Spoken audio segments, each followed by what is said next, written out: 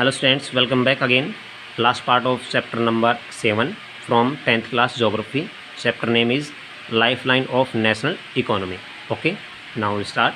International trade, अंतर्राष्ट्रीय व्यापार. The exchange of goods among people, state and countries is referred as the trade. यानी कि what is the trade. यहाँ पर question बनता है what is the trade. Trade क्या है, ठीक है, उसका क्वेश्चन बन रहा है यहाँ पर कि गुड्स को, सर्विसेज को लोगों के बीच में, स्टेट्स के बीच में और कहीं भी किसी कंट्री के बीच में प्रोवाइड करना, वो ट्रेड कहलाता है. The market in the place where rich such exchange of the take places trade between two countries is called international trade. What is international trade? Very important question is here, ठीक है. दो countries के बीच में किया जाने वाला व्यापार international trade कहलाता है. It may take place of the through the sea, air और लैंड रूट्स. इसमें कोई भी रूट हम यूज़ कर सकते हैं. While local trade is carried in the cities. Local जो ट्रेड होता है वो सिटीज़ में, टाउन में, विलेजेस में वो किया जाता है, वो लोकल ट्रेड होता है. State level trade is the carried between the two और more states.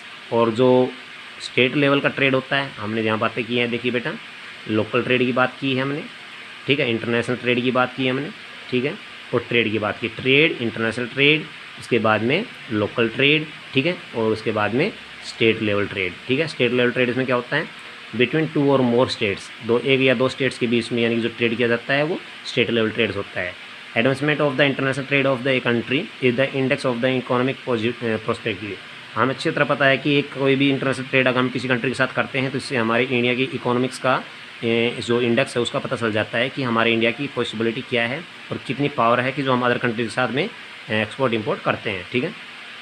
It is there for the considered as the economic barometer of a country. और इसको हम economics of the barometer of the country कहते हैं, क्योंकि यही एक barometer है जिससे हमें पता चलता है कि इंडिया अदर कंट्री के साथ में कितना एक्सपोर्ट इंपोर्ट करता है और उसकी क्या वैल्यू है, कितना उसमें यानी कि उसको बेनिफिट मिल रहा है. As a resource of the pace bound on no country can be serve without the international trade. अब ये क्लियर बात है कि आज कोई भी कंट्री ऐसा नहीं है जो इंटरनेशनल ट्रेड के बगैर रह सके, क्योंकि हर एक कंट्री के अंदर सारी की सारी फैसिलिटीज़, सारी की सारी पॉसिबिलिटी नहीं हो सकती. किसी न किसी चीज़ की कमी होने की वजह से उसको अदर कंट्री के साथ में एक्सपोर्ट इंपोर्ट करना होता है, ठीक है. तो शायद सपोज कीजिए कि मेरे पास सुई है, आपके पास धागा है, तो शायद आपको मुझसे सुई लेनी पड़ेगी, मुझे आपसे धागा लेना पड़ेगा, ठीक है. इस तरह से ट्रेड चलता है.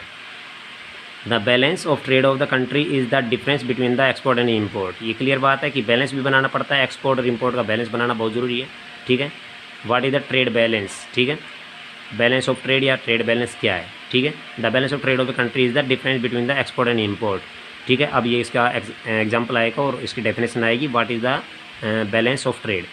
When the value of export exceed to the value of import. जब आपको पता है कि एक्सपोर्ट जो चीज़ की गई है उसकी वैल्यू इम्पोर्ट से कुछ ज़्यादा होनी चाहिए, it is called the favourable balance. तब तो फेवरेबल बैलेंस रहेगा ट्रेड के लिए, ठीक है. अगर सपोज करो आप 10 रुपये की चीज़ बेच रहे हैं और 12 रुपये की चीज़ खरीद रहे हैं तो वो आपके लिए इनफेवरेबल होगा, ठीक है. फेवरेबल वही माना जाएगा जो आप अच्छी तरह से उसको यानी कि पूरी तरह से उसको प्रॉपर वे में उसको यूज़ करेंगे.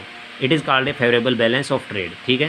क्वेश्चन बन चुका है, what is the favourable balance of trade या फिर balance of trade. What is the balance of trade या फिर favourable balance of trade. Very most important question बन चुका है बेटा, डेफिनेटली एग्जाम में आएगा ये. On the country if the value of the import exceed the value of the export it is the temporary the unfavourable balance of the trade. ये बिल्कुल बात सही है. अगर वैल्यू है वो इम्पोर्ट्स की जो है और एक्सपोर्ट की है, तो इंपोर्ट किया गया उसकी ज़्यादा है एक्सपोर्ट की अपेक्षा, तो क्लियर बात है वो अनफेवरेबल कंट्री के लिए, वो अनफेवरेबल है, वो माइनस में जा सकता है, ठीक है, वो अनफेवरेबल ट्रेड होगा. अगर आप माइनस में जा रहे हैं, घाटे में जा रहे हैं, क्लियर बात है वो अनफेवरेबल बैलेंस माना जाता है. India has trade relation with the major trading blocs and the geographical regions of the world. The commodities export from the India and the other countries include the gems हीरे जवाहरात जिसको कहेंगे, jewellery है, chemicals हैं, related the products हैं, agriculture and the allied products etcetera. आज India है वो पूरे अदर कंट्रीज़ के साथ में खूब अच्छे तरीके से हर तरह के यानी कि इस तरह के जो केमिकल हैं, ज्वेलरी है, जेम्स है, इससे रिलेटेड काफ़ी वो एक्सपोर्ट सिस्टम कर रहा है. इंडिया की वैल्यू इससे पता चल जाता है, ठीक है. Now on page number 89.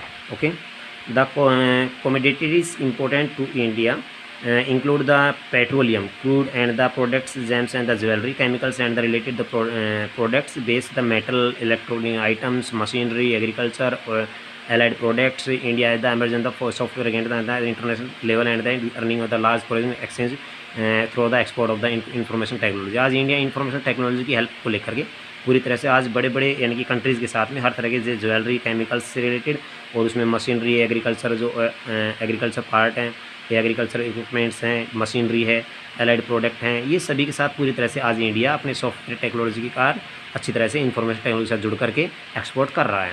ठीक है, अब चलते हैं नेक्स्ट टॉपिक, हमारा लास्ट टॉपिक होगा tourism as a trade. It is the last topic of this chapter, tourism as a trade. Tourism को भी एक ट्रेड के माना गया है, यानी कि जो भ्रमण होता है, घूमना फिरना होता है, वो भी एज ए ट्रेड होता है, वो भी एक हाई लेवल पर काम किया जाता है। इसमें भी कहीं भी घूमने के लिए आप जाते हैं, कहीं टूर पर जाते हैं, तो उसके लिए भी पैकेज सिस्टम होते हैं, और ये पैकेज सिस्टम होते हैं, ये काफ़ी हेरिटेज टूरिज्म सिस्टम होते हैं जो कि काफ़ी इंपॉर्टेंट है। ठीक है, tourism in India has the grown the substantially over the last 3 decades. पिछले 30 सालों से हम देख रहे हैं कि इंडिया के अंदर जो टूरिज्म सिस्टम है काफ़ी इंपॉर्टेंट हुआ है, काफ़ी बढ़ा है। More than 15 million people are the directly in the tourism industry. 15 million लोग ऐसे हैं जो पूरी तरह से टूरिज्म इंडस्ट्री के साथ जुड़े हुए हैं। ये भी कि टूरिज्म इंडस्ट्री का नाम दिया गया है इसको।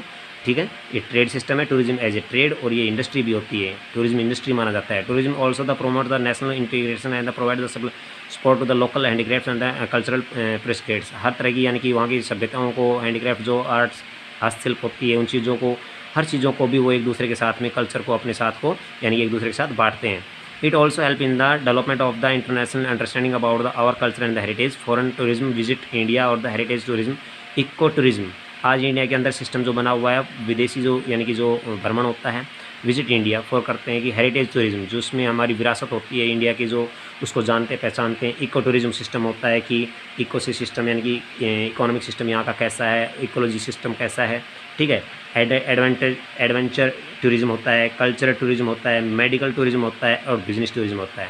हर तरह के लोगों का अपना अपना सिस्टम होता है, अपना एम होता है कि हम किस पर्पज़ से कहीं टूर कर रहे हैं, किस चीज़ के लिए कर रहे हैं। वहाँ पर वो उसको ओनली हेरिटेज को समझने के लिए कर रहे हैं, या इको टूरिज्म कर रहे हैं, या एडवेंचर टूरिज्म कर रहे हैं, या कल्चरल टूरिज्म कर रहे हैं, या मेडिकल टूरिज्म कर रहे हैं, या बिजनेस टूरिज्म कर रहे हैं। There is a vast potential and the development of the tourism all और part the country. Efforts are the being the made of the promote different type of the tourism in the upcoming industries.